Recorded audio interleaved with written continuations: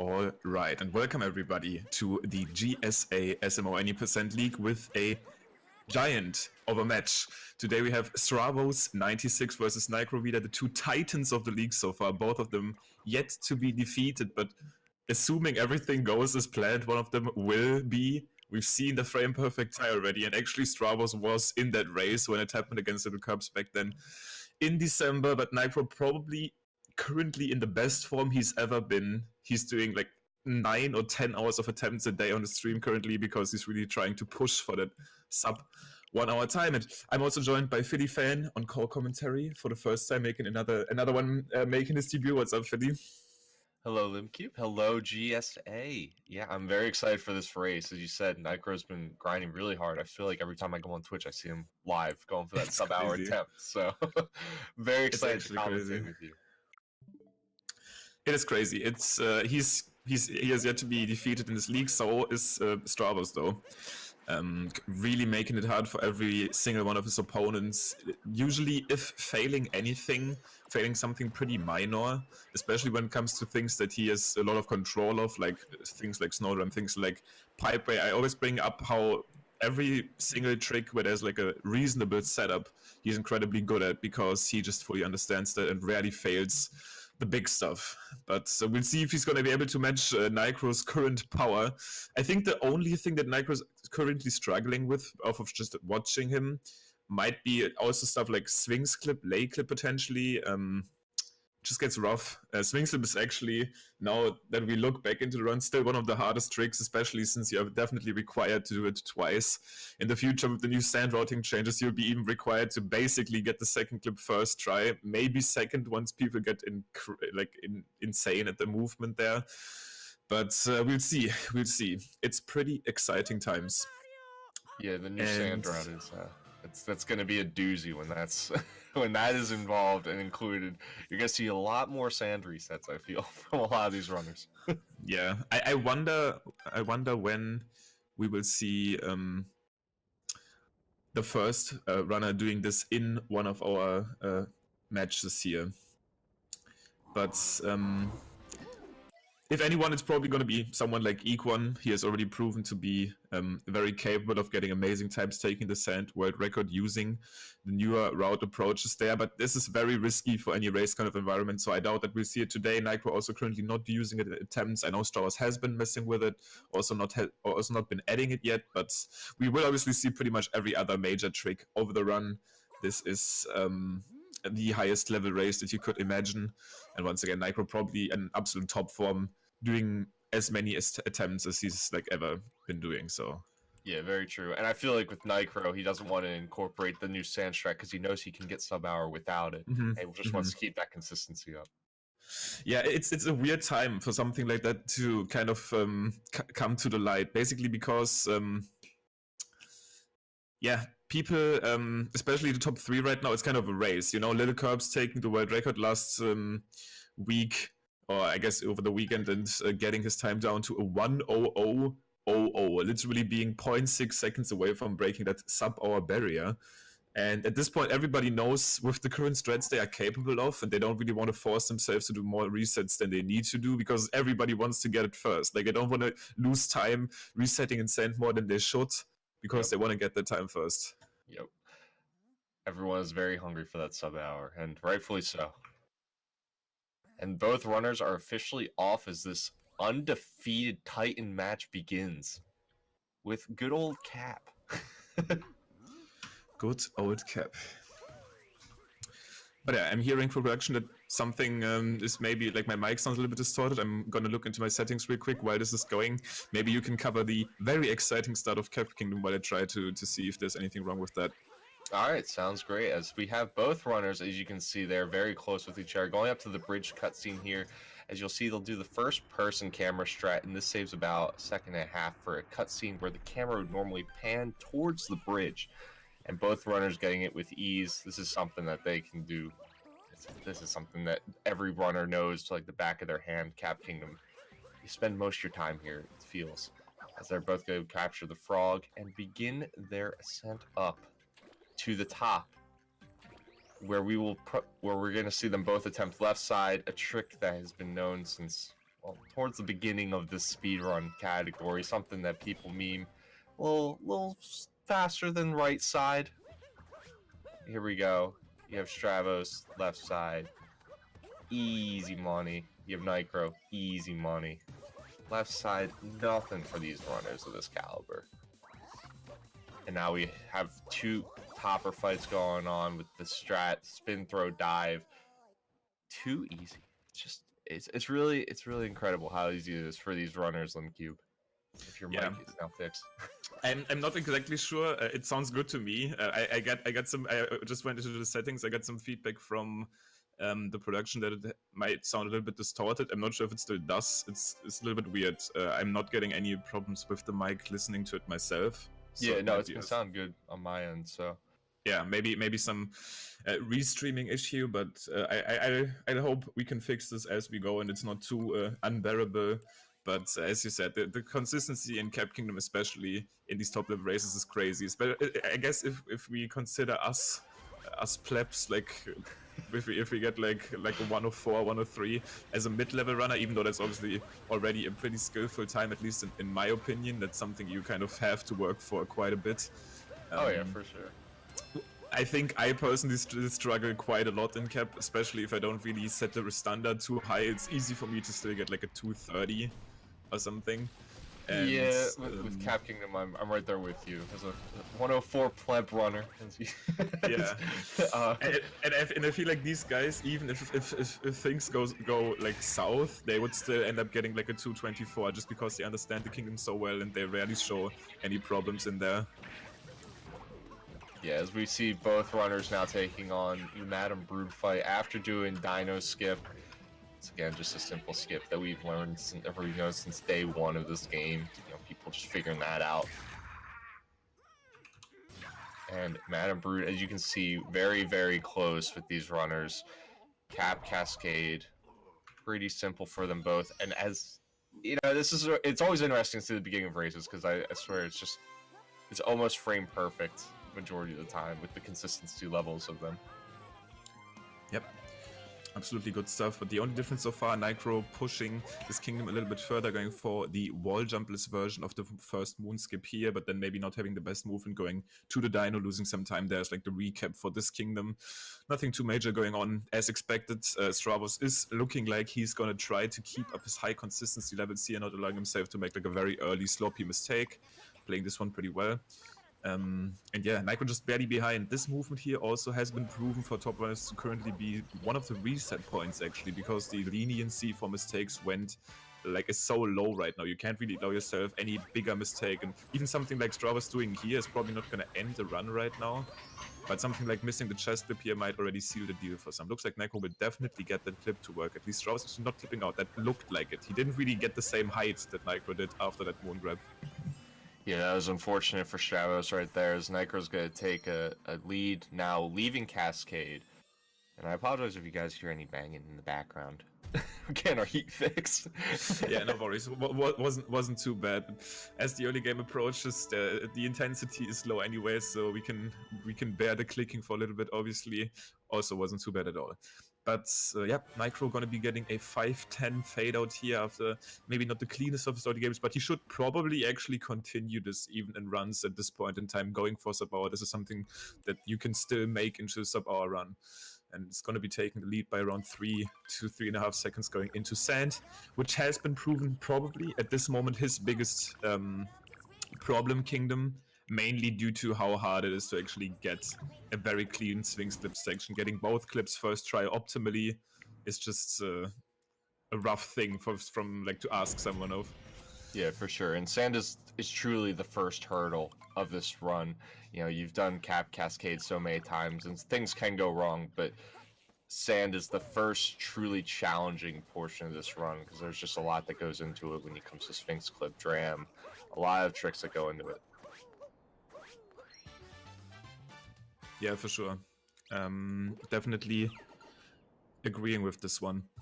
But yeah, as we see, Nicro definitely going to be going into this rumble room here. The current sand route change that has also been tested to be actually definitely faster is a movement that I recently revisited to kind of change some moon orders, and optimally you would actually skip that room in the future. This room, even though you don't really do much in that sub-room, proves to be pretty slow, even slower like other sub-rooms, because these pipe sub-rooms not only have those 2 loading zones like attached to them, but there's also a pretty slow animation of Mario actually entering and leaving the pipe. And he actually enters / leaves the pipe 4 times there. Going into the pipe, he like slowly leaves it. Going out of the pipe, he like jumps out of it. So just proves a little bit too slow for the insane standard that any percent is on at this point in time.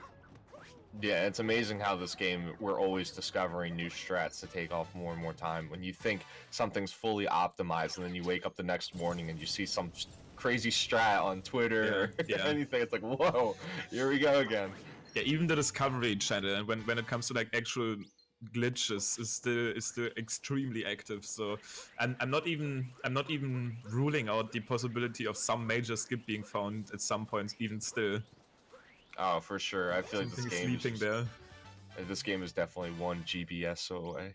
For those that don't know, that's Gelato Beach Skip, which and saved Super Mario Sunshine. We are glad enough to have the discoverer of this trick actually actively working in this community.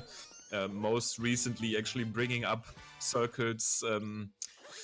Cheap out of bounds clip and making it work. And I'm talking about Tuval, obviously, who has been proven to also be a pretty big discoverer and kind of interesting routing changer for the category as well. But looks like Nitro not having many issues here with swing strip today, at least getting the second clip, which in my opinion actually has proven to be harder for pretty much anyone at this point. I don't really know why that is, but this is the clip that people usually have problems right now. But as it seems like they've been at least warming up before the race, since both of them did get that one first try. Stravos struggling a little bit with his out-of-bounds movement, but this won't cause him to lose too much time. But Nicro really playing well so far, confidently showing his ability, and looks like he is set himself up to get a pretty good sand exit here.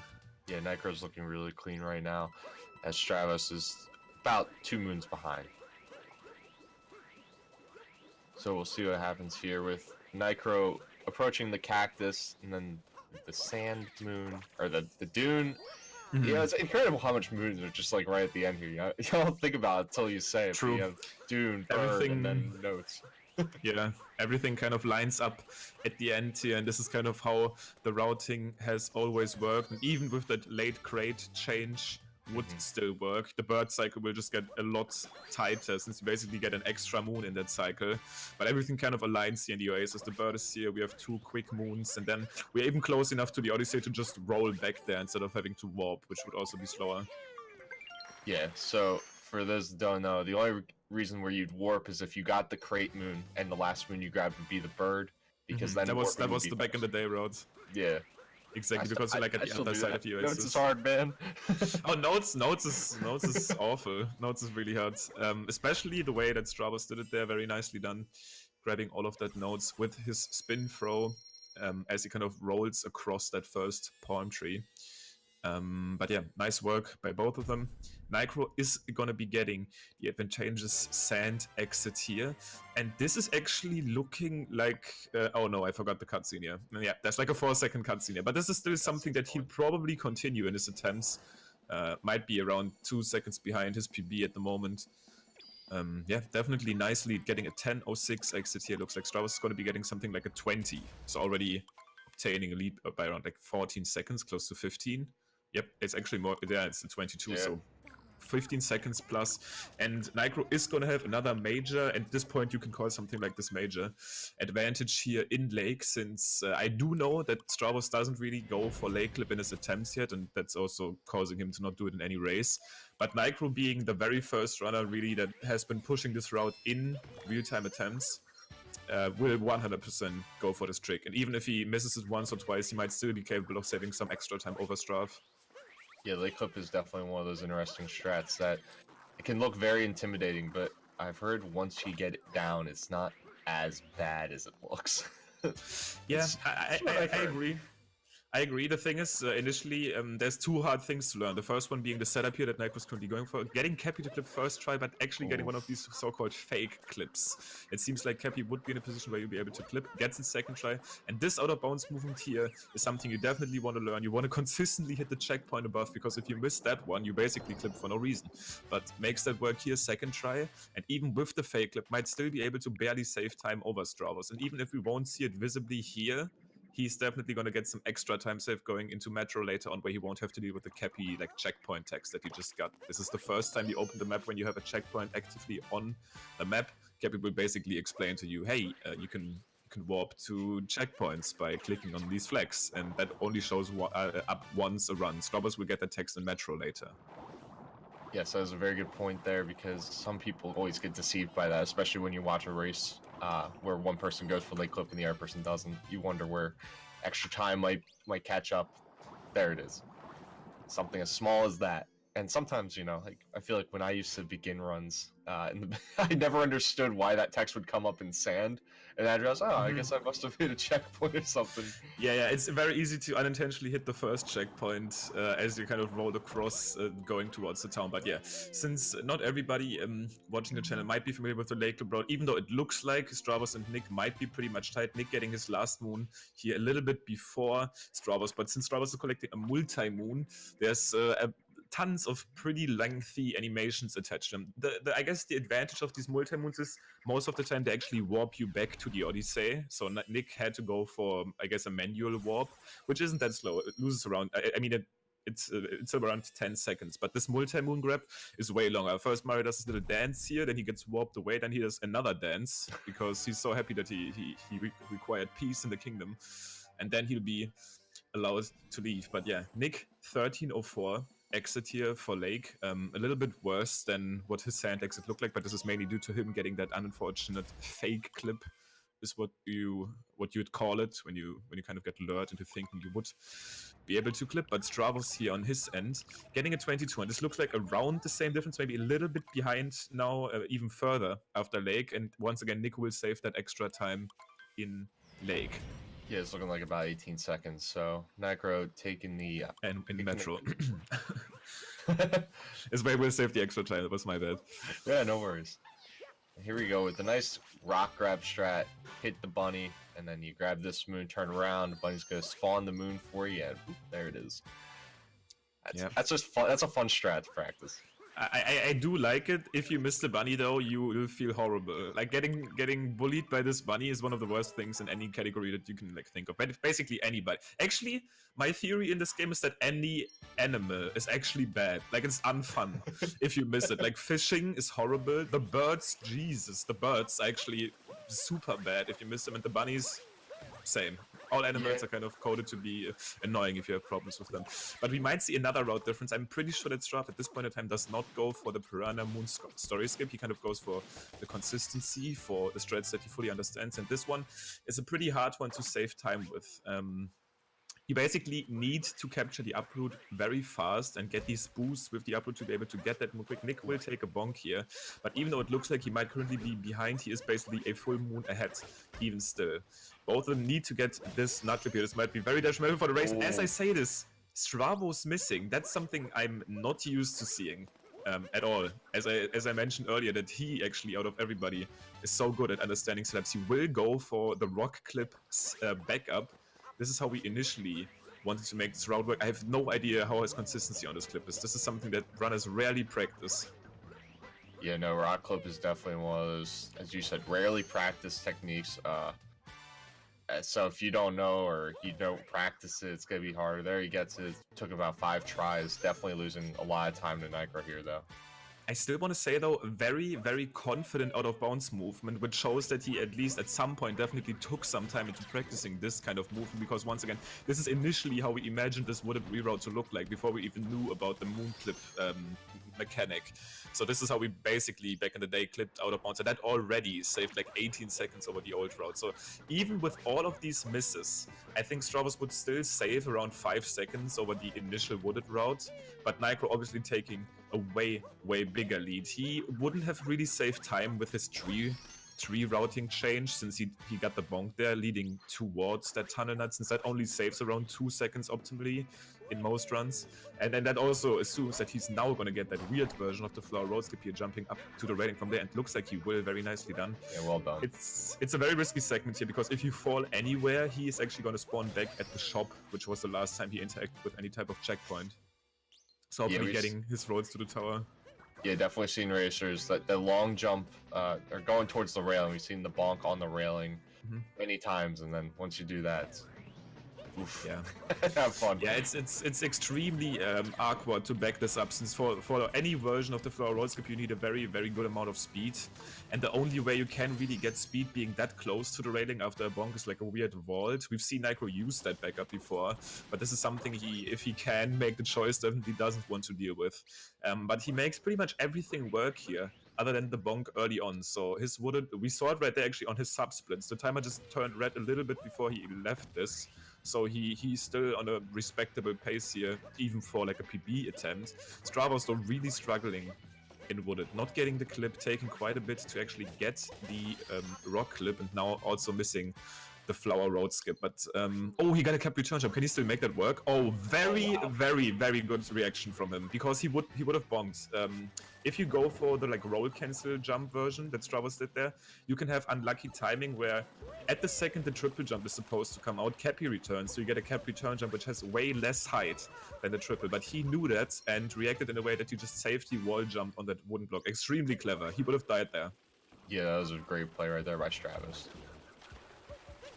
And yeah, he also did out of bounds routing, so he would have also spawned back at the shop, which yeah, so very good by Strav.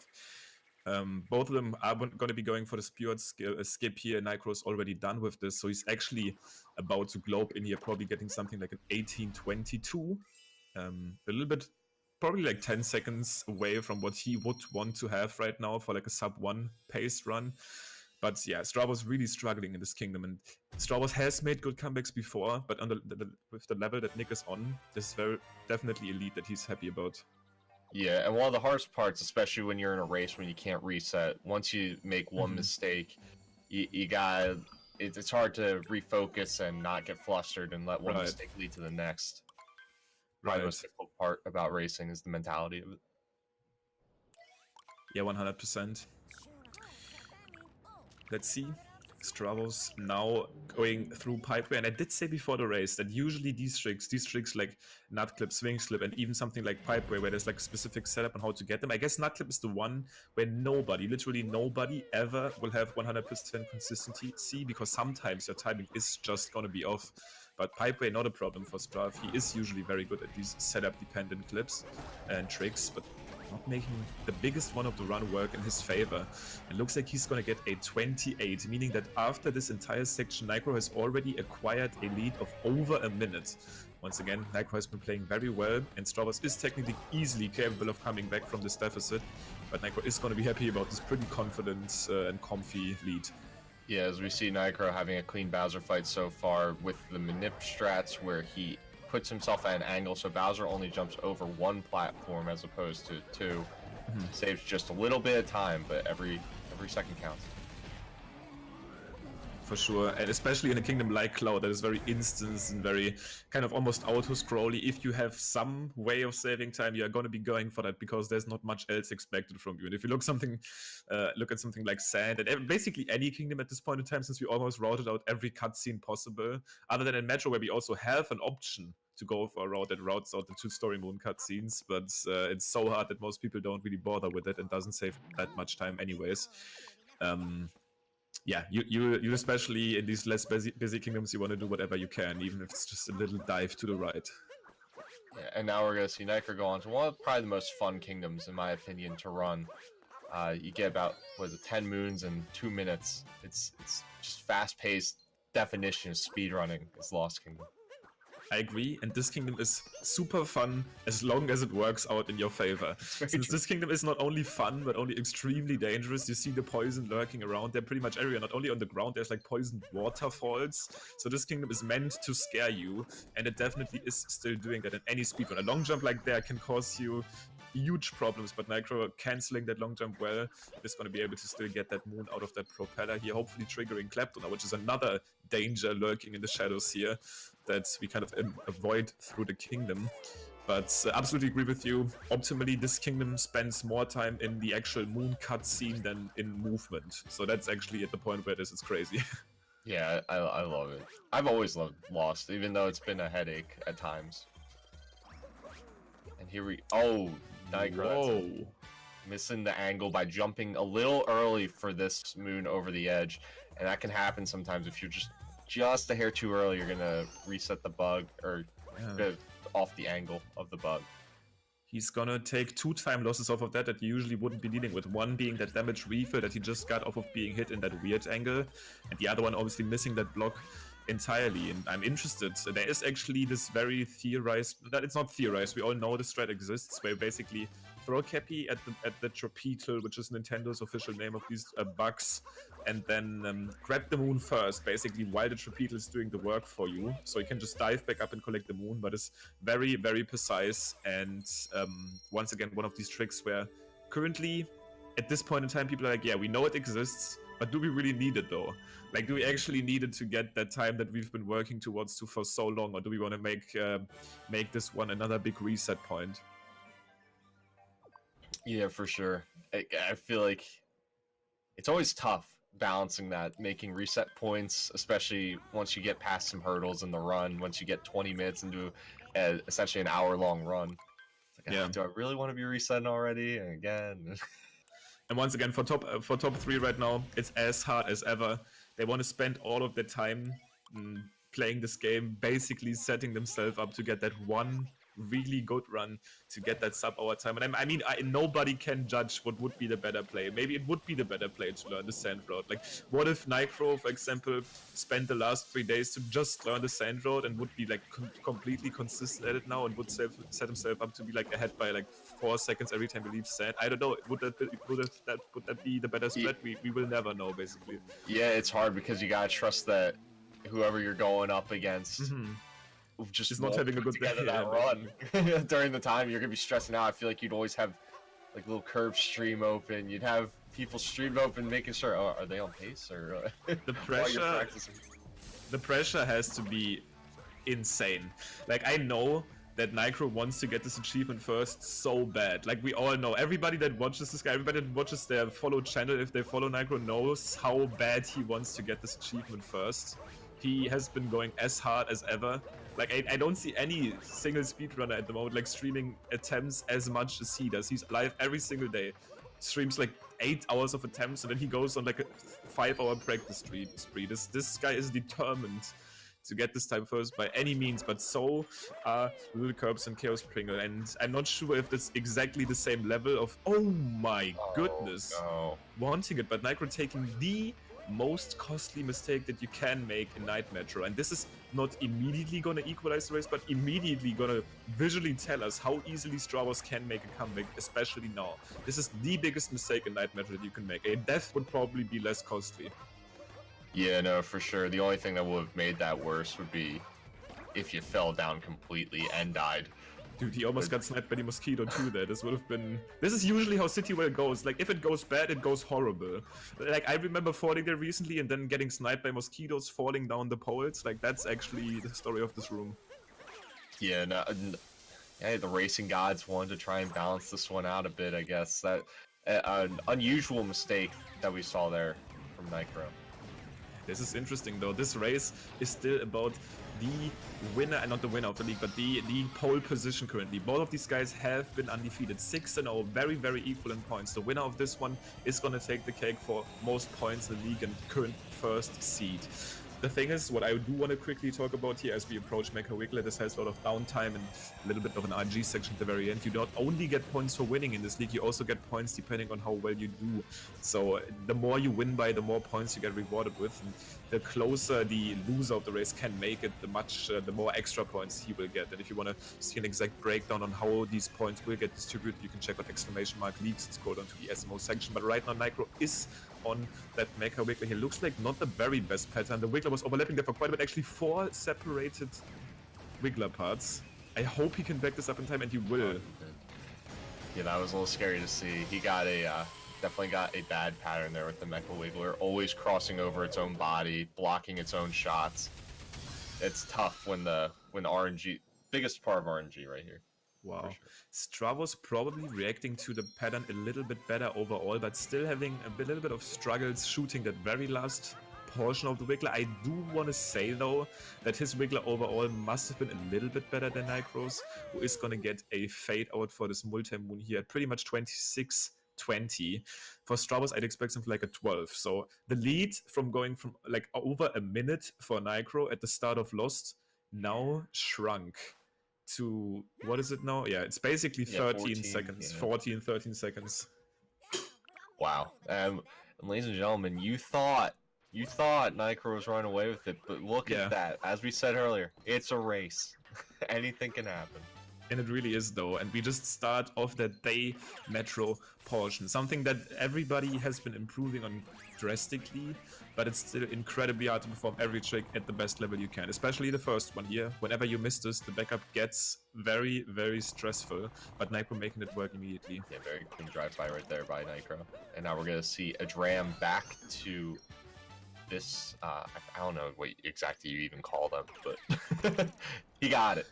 Yeah, like wire, or like, no, pole, I guess, so for this one. Yeah, pole, we could just call them poles, it's easy.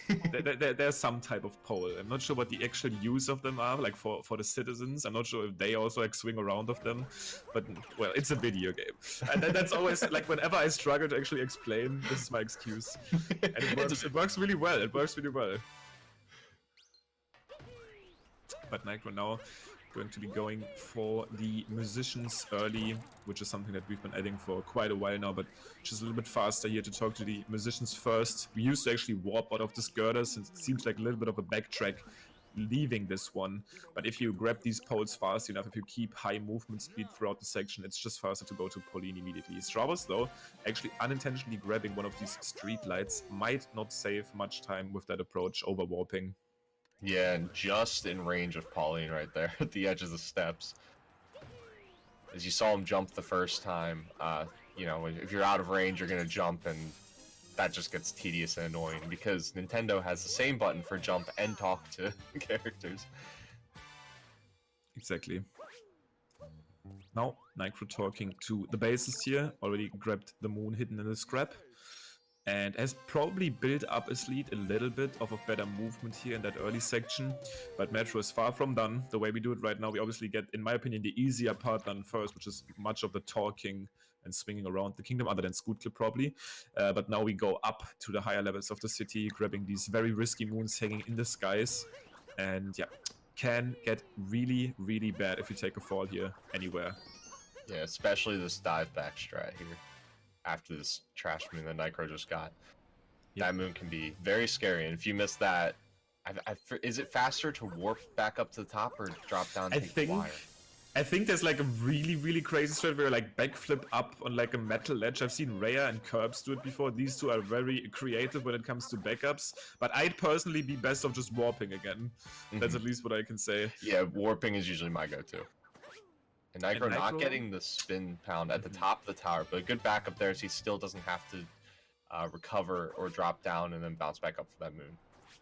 Yeah, what makes the spin pound better there is actually quite interesting because it doesn't seem that much faster. You take the same line if you cap dive for spin pound, but there's actually two major differences. If you go for the cap dive, you are forced to fall to the moon in the diving state, which is just slower falling speed in general, but also having to throw cappy and then bouncing on it, basically giving you unnecessary height, slows this down by way much more than you'd think. This maybe looks like not even the 0.5 second difference, but it actually saved like a second to spin pound over to that moon. Yeah, and Stravos there at the very end, getting the fall animation. He didn't buffer a jump or throw cappy in time, so that'll cost just a little bit of time at the end here. Yeah, this is basically a good equivalent of a bonk. Even though you don't bonk against the wall, you kind of bonk on the ground. It pretty much loses the exact same amount of time as bonking on the wall. Usually what you can do there is like buffer a jump to get that in time to then go into the room, but not getting that one. Also has, I think, struggled with that in Wooded. This is it's weird sometimes. Sometimes you have an off day with the timing for these strats to avoid the little ground bonk. Yeah, for sure. As we see Nicro leave at 30:44, and we'll see what Stravos is leaving at. To see the difference in this race is Nicro is now heading up to snow. And speaking of which, I personally haven't actually gotten to check the coin counts at all here, but looks like both of them must have been pretty healthy. At least Nitro definitely immediately making the choice to consciously go to Snow. This is a kingdom where in the route we buy another moon from the shop, which costs exactly 100 coins. So you do want to have the 100 coins ready once you go there. You can collect some extra coins in Snow along the way, but this is not much, especially if you don't want to lose any time for them. It's around like 10 coins that you can maybe pick up along the way, but Nitro at 120. Stravos is even above that, so both of them will be absolutely fine grabbing that moon through the shop. Yeah, it's a devastating mistake when you come to Snow and it turns out you didn't have enough coins. Hopefully, yeah, I've seen Chaos come here with around like 88, 87, and then just do the route normally and manage. But if you're below that, that's rough. And good Captain Toad talking to you right there by Stravos. Yeah, just digging himself a little hole there, leaving Captain Toad's housing completely unscathed. Oh, never mind. Spin pounds it to let the guy freeze. Come on, dude. He was doing such a great job of that, but I gotta go fast, I guess. Kill the animals. Stravos now entering Shiveria with that very fancy roll cancel towards the ledge. At the same time, Nitro avoiding any wall jumps there on the bridge. Big fan of that strategy because that wall kick can sometimes mess with you, and I yet to this day have to understand why sometimes Mario wants to wall kick down. So I'm actually a big fan of skipping that wall jump. Stravos going for it. Yeah, I personally go for the pole on the side. Yeah, that also works exactly. You can wall kick there. That's a little bit more consistent. Let's see though, Stravos looks like he's going to be attempting the snow clip here. I like his positioning too. He will be able to get it. Necro getting a very costly bonk, and Stravos getting the snow clip here, saving around a second in this category. The snow clip is pretty comfortable for categories like World Peace, but making this one work here, saving some extra time, not bonking. And he's creeping, dude. Like, look at the positioning right now. He's not even a moon behind anymore. Yeah, no, this race is getting scary close. The race we were hyped, starting to live up to the expectations, and getting the optimal spiny of Stravos, so that's good for the camera angle right here. Yeah, actually, Stravos found that strat. So I always wanted to call it like the Stravi instead of Spiny or whatever, but that hasn't really fully found his use. But he actually pointed out to us that I just found out, dude, if you leave the Spiny live there, the camera pans less. And yeah, actually, in addition from him, I remember that pretty vividly. But getting that to work nicely, Nicro skipping out on these strats. These are some newer snow strats, at least as far as like real-time attempts go, that are once again not maybe necessarily required for the optimal time. The snow clip actually is kind of nice because if you miss, you don't really lose much at all. But the positioning is a little bit awkward, so I cannot really blame him. The time save isn't massive, but if you're good at it, it's a nice one.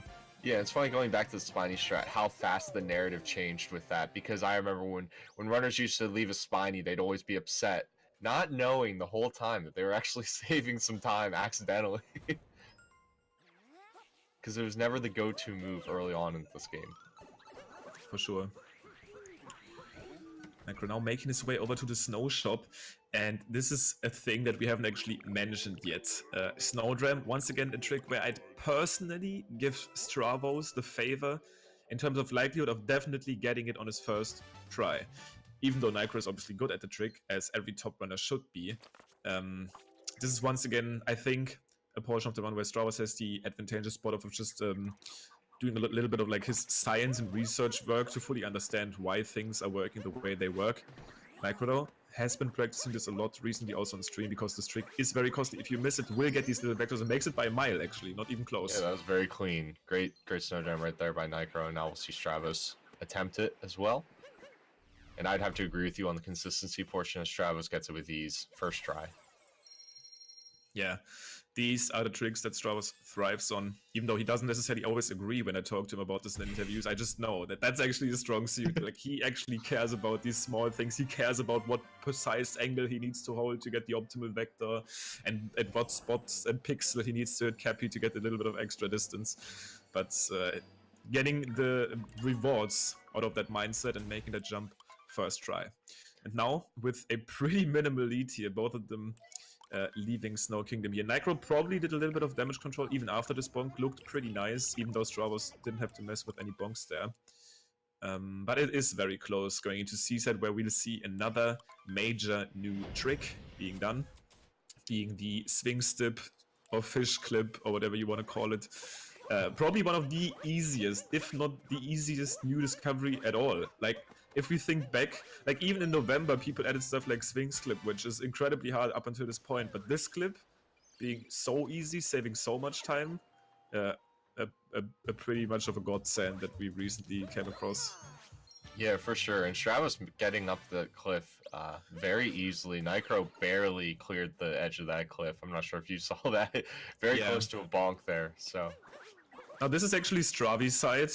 This is what this kingdom has always been called. And to be fair, at this point in time, I'd obviously actually give the edge to Little Curbs in this kingdom. He has consistently shown amazing times, especially like Seaside and Luncheon. Little Curbs is better than everybody else by a mile. Like, his records had like a 3:21 Seaside and then like a 6:07 Luncheon, which is just so far away from everybody on average. But Stravos is obviously extremely good at this kingdom to be the very best with the old route, and is still very, very confident of getting good times here, understands the fish movement well, and does also understand the out-of-bounds portion of that route well. But Nicro's still leading now, grabbing that chest and making his way over to these next underwater moons, and then we'll see if he's going to be able to get the clip first try, which most runners do, but there's a pretty hidden big risk in this route. And even though it seems easy and you just gotta swim, if you play just a little bit sloppy during that out of bounds section, you can actually clip back in bounds and have to like feel ashamed as you talk to the Sphinx and solve its riddle to get your backup moon. yeah, and hopefully you know the answer to the riddle in Japanese. Yeah, hopefully you can read that one in Japanese, but I think it should probably be like the fourth answer if I remember correctly. Yeah, I think it's the fourth or third, like one of the two. You should probably know that though, if you're actually a competitor in this league, because it might really, really possibly happen. So Nicro, actually, I'm not sure if I really like that fish position, but he was confident on this. We'll kind of swim out of bounds blindly here and hopefully getting that fish grab. Looks like a very nice one, being very far away from that zone. He probably doesn't have to deal with any weird backup. Stravos also getting the clip immediately, and I'm assuming that he's also going to be fine just grabbing that moon in a good and healthy spot, and actually not immediately grabbing that, but now he needs to play. Oh, that's going to be close. He was like half in bounds, dude. He almost had to do it.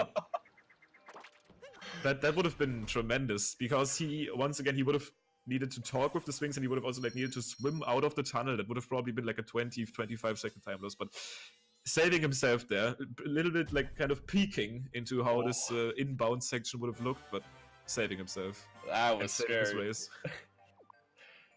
You know, Stravos probably didn't feel comfortable while watching that moon grab animation. No, and I absolutely, like, even the moon grab was already bad, but the section afterwards, when she was like peeking in, yep, that seems very scary. But 53 fade out for Nicro and a 7 here for Stravos. So we're looking still at less than 20 seconds of a difference here, leaving Seaside and going into Luncheon. A lead like this is definitely not safe in the last 4 kingdoms of the game, which tend to be one of the hardest. It's honestly, though, at this point, like, every kingdom is so hard.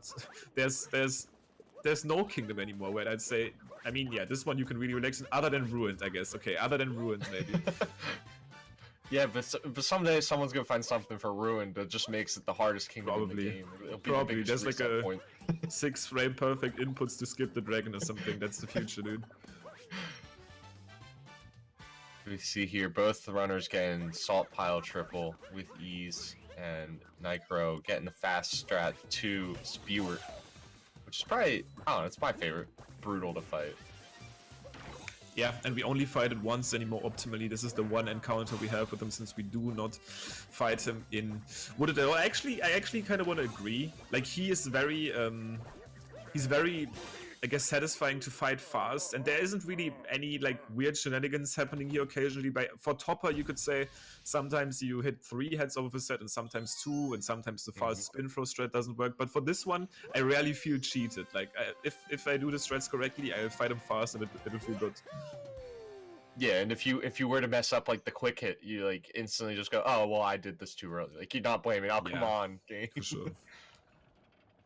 It's true. Well, Stravos trying to escape the arena. They're not even wanting to grab that moon, it looked like, but just missing that by a little bit as he is now in that story moon cutscene. Yeah, people are eager for a story moon skip in Luncheon. Yeah, this one stands out a lot, actually. It's by far like the slowest single moon that we know. We can technically skip, but if you skip this moon at all, the kingdom will actually not progress, not allowing you to go for the turnip clip moon, and especially the multi-moon, which that's the big one, since that's the easiest and fastest multi-moon in the game. It gives you 3 moons, it warps you back to the Odyssey in like 45 seconds, which is absolutely amazing for like just factoring the stats in. It's very hard to find any replacements for that, even if you can actually skip Spear. So at this point in time, we'll still see him in the route until something pretty big gets found. Most of the time, to actually find a big change in Luncheon, it would probably be required to somehow make the infamous meat skip fast, which is a trick found by Circle. It was always theorized to be the one major sequence break in the game. You can come to this kingdom early on, perform an incredibly hard jump from the painting island down to the mainland, and then use Goombas to clip into the pot, pretty much ignoring the entire progression of the game. And the moon is actually there, you can grab it. The kingdom progresses too, it gets into this very weird state, completely different than anything else, but as soon as you actually beat the boss, the Odyssey will still not be there, and the game will simply just soft lock and actually self-lock, so you won't actually escape at all, and this trick is sadly, at this point in time, useless.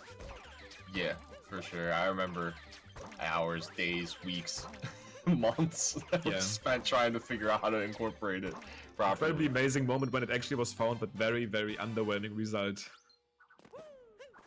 Yeah, as Stravos grabbing the first fork unintentionally there. It's a little slower of a fork shroom, but still fine. Everything else has been clean. And good moon grab right there. Gets these forks nicely. Necro is going to be coming up to turnip clip here. It's probably worth to say as we end that brunch and discussion segment that there is still hope for this route. You can technically come to this kingdom early, get the multi-moon, and then revisit and get some other fast moons, kind of route them together intelligently. But currently the way we do that meat skip is sadly too slow. But if anything ever big like gets found here, it's like a super fast version of actually doing the meat skip, then we could technically see Brunchen being a reality in speedruns. But Nicro, incredible execution on that turnip clip, gets that immediately, and Stravos is also looking to match him, gets the spin point into the turnip, keeps all the speed. Incredible throw. Wow. If that works, that's close, but if that works, that's pretty much the dream. It will. Wow, that's incredible. That just saved him a really good chunk of time. That was the Kobe throw. That was amazing. Wow. I'm just speechless leading that one. I wasn't expecting when I saw the throw. As you said, it looked very close. But fortunately could fit the pan bro right between the turnip and the cage. Confidence getting rewarded here at the end of Luncheon, and he's kind of closing that gap. That one visibly saving him a good chunk of time. Pretty much one moon grab animation between those two runners at the moment. This is probably going to be less than 15 seconds at this point, even still, as Nicro is now done with the kingdom, has done the final risky movement here, and is now going to be making his way to Ruin, where we probably won't see much of a difference at all. And this will stay close, in my opinion, unless Stravos messes up here going into Bowser's, which is an incredibly intense segment. Yeah. And fun fact about turnip clip, you can actually soft lock there. I didn't know it until it happened to me while I was on a good run. Oh, yep. Using like the pan bros, and like yeah, if you hit the turnip and the pan bros, yeah, maybe you clearly up on this, yeah. Yeah, so if you capture the pan bro, the second you grab the turnip, you KO the pan bro, and then you spawn in as the pan bro with the hat, and you just can't do anything. And you like infinitely spawn. yeah. I've seen that one before. Actually, I think the only time I saw someone happening, like I saw that someone had an issue with that in a run was when I was watching Accurate doing attempts once, and then he actually got that soft lock. Yeah, we've never seen it in a race. It's interesting that you bring that up. I also know there's like this weird soft lock that can happen in Cloud Kingdom as you grab the heads. Also something that we haven't really seen. The one very weird instance of I guess it's not a soft lock, but a very weird occurrence is that that invisible wall at the end of the escape section, which actually ended up causing Curbs a race here already. Yeah, and that's I don't understand what causes the invisible wall personally. I'm not sure if it's getting there too early and it just keeps the wall. I think it's there. If you shoot a fireball or swing, the second the pillar falls, that's when it happens. Oh, okay. Because that's when the game thinks you're already clawing at the final block, but the pillar hasn't fallen yet, so it kind of leaves the invisible wall there around the block. And that's at least the theory behind it. So as long as you can like actively prevent it, as long as you think about that, don't swipe, don't shoot a fireball as the last pillar is falling, and you should be fine pretty much at all times. But Curbs back in that day, not completely being aware of that and actually losing a race to this very, very weird occurrence. You can still save yourself there, actually destroying the block from the outside as this invisible wall prevents you from getting close and then save yourself. But Curbs wasn't able to do that. Let's hope these runners are aware of this. This is probably one of the most the most sad ways to lose a race. Oh, for sure. And now as we're watching a very exciting boss fight here with the dragon in Ruined Kingdom. Great kingdom. Nintendo really took advantage of this kingdom and everything that has to offer. Honestly, it's just great dynamics, wonderful level design. You gotta see the revisit, it gets so much better. Dude, the diversity, this one sub-room that's incredibly boring, and like the rock. Dude, this kingdom is amazing. The rock. the rock actually is, the rock is crazy. Very sad. The kingdom with the most potential, in my opinion, that hasn't been used up. Nintendo, you have your chance. You can make Odyssey 2. You can give us like a cool, edgy, dark kingdom that we can actually explore and have fun with. But Ruined, sadly, not doing it for us, and especially not in the speedrun perspective, since all you do is kind of go through this auto-scroller. But this gives us a little bit more time, as Necros already defeated the dragon, to briefly talk about PACE, our first live event happening at the end of April. And if you guys want to check that out, you can type an ! PACE. This competitive event is all about our competitive leagues, the SMO Any% League, the SM64 70-star League, and the Celeste Any% League. We will have the best 4 competitors. They are live competing for the title of, I guess, the best runner in the league, and then also have some very interesting showcase races and content all around speedrunning. So if you want to check that out in Laurel, Maryland at the end of April, make sure to type an ! PACE, as now both runners have finished the dragon fight and are going to be making their way over to Bowser's. Yeah, PACE is very exciting. It's a great time to be a speedrunner for the community and everything. It's really great seeing it starting to take off more and more with every day. Absolutely agree. And even though I do want to say that at this point in time, Any% is starting to feel sore for the top 3 runners, it's still being developed like crazy. And this game also has incredible other categories to explore even further. I won't see this coming to a hold very soon. Even with things like a potential Odyssey 2 on the horizon, and I mean, I cannot wait for this one if it's a reality. But this game has tons of stuff for us to explore and to get better in. Even still. Yeah, for sure. As both runners finished up Ruined Potential Kingdom, they are now in Bowser's. We'll see what happens here. As we said before, this is before Moon. This is really, I mean, it's the only hurdle before Moon, but you know, a lot can happen at Bowser's Kingdom. Yeah, absolutely, and especially big losses are hiding all over the place here.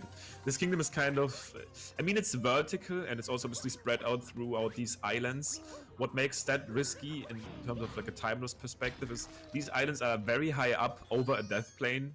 If you say something like Lost, I mean, obviously Lost deaths are very punishing because of the Klepto trigger, but there's kingdoms where you die quickly. In this kingdom, a death actually takes way longer, because first of all, you gotta fall down for like 5 seconds until you actually hit the death plane, and then there's like very, very brief checkpoints spread out throughout the kingdom, so deaths hurt a lot here. And we obviously also have the mech fight, which mistakes there lose you from 5 to like 40 seconds. Yeah, I'm trying to time up, so Nicro, that was 49.44 for him. So we'll see. Stravos is probably about 15-20 seconds behind at the moment. Like we're now going into shots. Gonna be going for the dive back strat here. This is the hardest strat in that section. I really like his adaptation there. I've recently watched that he's actually been doing this also in runs. You kind of can motion control shake to have Cappy home in on you. And that's what he did there on that little ledge of the roof to make that work. Let's see, Stravos actually going to be doing the same here. Nope, will not go for that return jump, but still getting the dive over. Yeah, the dive back strat, utilizing a mechanic that not a lot of people are aware of, but if you start the ground pound animation, and if you shake the controller, Mario will actually still dive then as well. So it's a very interesting strat. It's a weird another way that Nintendo incorporates motion controls, but I don't know who would choose to always do that unless needed for an optimal strat. Yeah, for sure. But as you said, that's a hidden mechanic that's actually quite useful, especially there, since you can basically get a double usage out of the shaking, being the homing and the dive at the same time. And another one where we abuse homing is obviously the strat that Nitro already did, and Stravos is now going to be going for just barely hitting that little ledge up there, but is probably going to be going that... Ooh, no, I guess he missed the angle. Not going to be getting the capture warp back, which was his intention here. And as we see, Nitro Team Harriet first. Team Harriet first. I'm pretty sure we'll see nothing different here out of Stravos. If you guys are sub to the channel, you can definitely check out the new Harriet and Topper emotes here. Showing off your love for your preferred gang. Harriet first gang myself. Yep, same. I was gonna say I'm not sure about you, but only one way is optimal, honestly. Yeah, honestly, this is the any percent way for me since the OG runners used to do this back in the day. I remember watching Tendo get like a 116 while failing Topper horrendously, but he still did it second though. And we're seeing Queen Topper so far by Nitro, and that's the spot right there. That it's always a little scary because if you jump just a little too early on that hat, you'll go right through it, take damage, and then gotta just remember which hat it was. For sure. It's a weird timing every time. You kind of want to jump immediately once all heads are down in the first phase, and for the second one you kind of want to wait until there's like I guess 75% of the circle of the heads being completed. Stravos showing it off right here. And the thing is, whenever you actually miss, there's like a 100% chance that he's going to be in the last head you hit, like for sure. Yep. Yeah. Whenever you actually mess up, he's going to be hiding forever. Yeah, I'm almost sure that stat is like completely accurate, by the way. It just switches whichever hat he's gonna be in. He just teleports. Yeah, for sure. For sure. And here we have a triple jump by Nitro to go around to get the crate moon. Good dive right there onto the cap. That can be very scary movement right there, as you can sometimes get a value dive, completely miss your cap, and then you're dying and going back to the story moon location. Yep, value dive being a throwback to runner Valu, who's obviously still around, actually playing Darker Side at this point in time, and also amazing runner of pretty much all other 3D Mario games. Had that happen on world record pace to him. This is that weird cap dive. Whenever you backflip or spin pound, sometimes Mario will not follow through the direction you've actually thrown Cappy in, and instead just dive somewhere else. But avoiding it here can be deadly. And Queen Tokyo movement right there by Nitros. He's going up to Mecha Brutal, or Robo Brood. And yeah, not liking that name, but this will be detrimental for the deciding winner of this race. Nitro now starting off, going to be going for these backflip climbs. He has been showing good consistency on this one. And the one thing that he yesterday in his stream, as I was talking to him, actually said he could do in his sleep is the target acquired, aka hitting top spearhead at the very end from a very specific setup, but you have to go for very quick dives and very quick spin pounds to actually follow through there. But Stravos is also going to be getting at least the first portion of the climb very quick and nice backup. Oh my god, he actually almost bonked on that bubble, yeah, like for sure, but he saved himself. Yeah, and still landing on the platform, so he should be able to get the spin pound on top quickly, and he does. This is what matters for Nitro though, as he gets thrown back and hopefully making that work. And yeah, in his sleep, probably sleeping right now as we speak, gets that hit in, and he's going to be happy about the end here. Nitro removes his blindfold. He now pushes up the Mecha Brutal fight. Dude, he can leave this on until like escape. Well, no, actually, Moon is the one segment where Nitro actually has some very, very infamous run losses as he like ground pounded over the last edge. But Stravos will also make that very last spin pound work. Nitro not grabbing the Moon though. kind of matching Stravos' mistake in Luncheon earlier, but is still going to be taking his lead up through Bowser's and also into Moon. And even though Moon is not the hardest split in the run, also has very, very big time losses attached to them. Like probably something like Wooded is harder, but mistakes don't do as much for you unless you actually miss the nut clip. But if you make any mistake in Moon, and the most common ones I'd say would be missing Moon Skip, missing a Bowser phase, a 2D death, even though that's not common, but a thing, or a mistake in escape, not getting early pillar. Like all of these lose you like a good chunk of time. Yeah, and you want to avoid them. Yeah, biggest one definitely being 2D skip. The Bowser phases. See, I remember when I started practicing. For those that don't know, the timing is a little different from the Cloud Bowser fight to the Moon Bowser fight. I believe it's just a little bit later on the on his hat throws, so you have to wait just a little bit longer. It's a little weird to get used to. And when you practice one fight, you're like, oh, okay, I can just easily take this skill and take it to the moon. If you do that, you're gonna be a little too early. Yeah, it is fair to say that this is probably, even with the risk attached to it, one of the strats that is relatively worth to learn early, since you basically do it, even though the timing is slightly different, you do it twice in the run, and getting into the heads early instead of waiting for him to throw out the heads and then like go hunting for them and go back to him is actually a very nice time save overall. So one of the strats, actually one of the harder level strats that are definitely worth looking at least into earlier in your, I guess, any percent or actually like speedrun progression as you learn the game, but it's still up until this point a race decider. We've seen a world peace finals match here at GSA almost decided by one of these misses here in, I think, the second or even last phase by Stravos. So this is still extremely risky. And this also goes to show, by the way, as I say, Stravos also in the finals of world peace, in the finals of the any percent tournaments. What an incredible run. And even though it almost looked like he would have been out of this one pretty much from the get-go, aka Wooded, he has climbed back, and his chances of winning are not yet lost,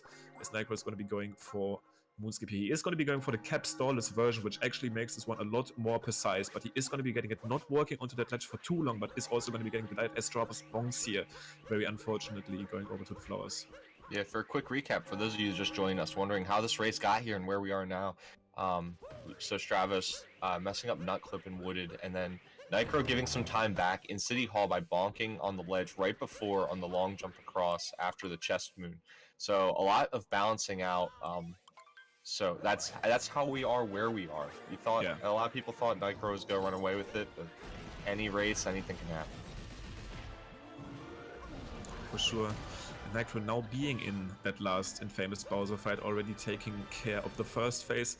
The second one is the most infamous one, even though it's not the most costly one to make a mistake, and it's the most infamous one to actually make mistakes, since that's in this fight the only one where the timing is pretty precise, since you don't get any damage boosts off. You will have to backflip into this head, get that, for he will manage to do that. The last one you get a damage boost in, the first one works quite differently in this fight in general, but he is going to be happy to having that one under his belt. Only the last phase for him to go until he goes into the escape section. Yeah, as we watch Stravos currently jumping over fire, and now Nicro joined him with the largest hitbox in the game for sure. Totally not just on the ground. Yeah, that's dangerous. That's a dangerous part of the run. You definitely need to be scared of Bowser's might as he throws his flame attack, his final form, his secret attack, the flamethrower. Yeah, pretty underwhelming boss, I think, in terms of difficulty if you compare it to, I guess, other fights in the past, but incredibly epic even still, the way the arena looks and the music being an absolute jam. But Nicro making short work of him, not allowing himself to make any mistakes, and as he's kind of approaching the very ending sections here, going to be capturing Bowser here at around 59-18. This section takes around 2 minutes, so he's still on low 101 pace after the fall in City, which probably lost him like a minute or close to that. So amazing performance by him. As long as he clears out that escape section, he should be fine. He could technically allow himself even to miss that early pillar strat, which is something that he's personally very good at, when you kind of want to shoot the pillar to the right first before you kind of run around that last section. But he's setting himself up to winning. Is that something he also claims he does in his sleep? Probably though, yeah. I mean, it's a fact that you can lose runs to that one, but just off of observing him, this is one that he's personally very good at. Not even mentioning to D-skip, which he clears out easily. Yeah, 2D skip's always scary. It's something that, you know, you do it a lot and it's pretty easy, but it's always just nerve-wracking right before it. Yeah, it's like a jump, but it's like the jump. If you fall here, you actually lose. Or you lose any PB attempt at this point in time, and most of the time you'll also lose a race. But Nicro now entering the final room with a confident lead. He can easily mess up that last pillar and still manage to win. The one thing that is obviously still a possibility is him falling down. Yeah, that's what I mean though. Like, I wouldn't have even guessed these shots would hit, but he makes it look easy. Like, those 5 shots, he's actually crazy good at pillars. He will even get that pillar to fall and can turn around. Yeah, that's a gorgeous pillar room.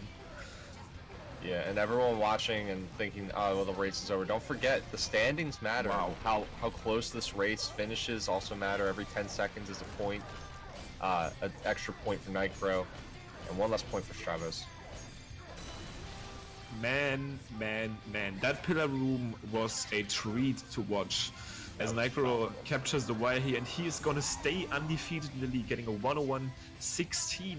Kind of 2 seconds less than I imagined, so kind of probably averaging his pillars by 2 seconds more than I would have imagined. Looked incredible.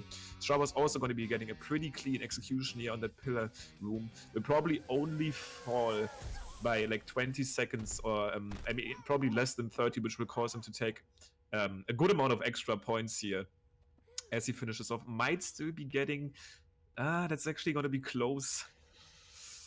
Oh, okay. Apparently splitting here on a 0.9, which I give him the benefit of the doubt that he did end up losing by less than 30, which is going to cause him to only lose out on 2 extra points. So he is still going to take home, as far as I'm aware, 17. And Nicro's going to be getting 43 here after this race, which he is definitely going to be happy about.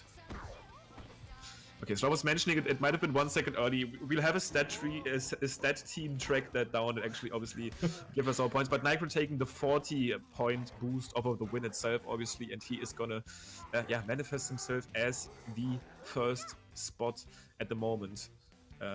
Nice performance by him. Yeah, great runs by both these runners.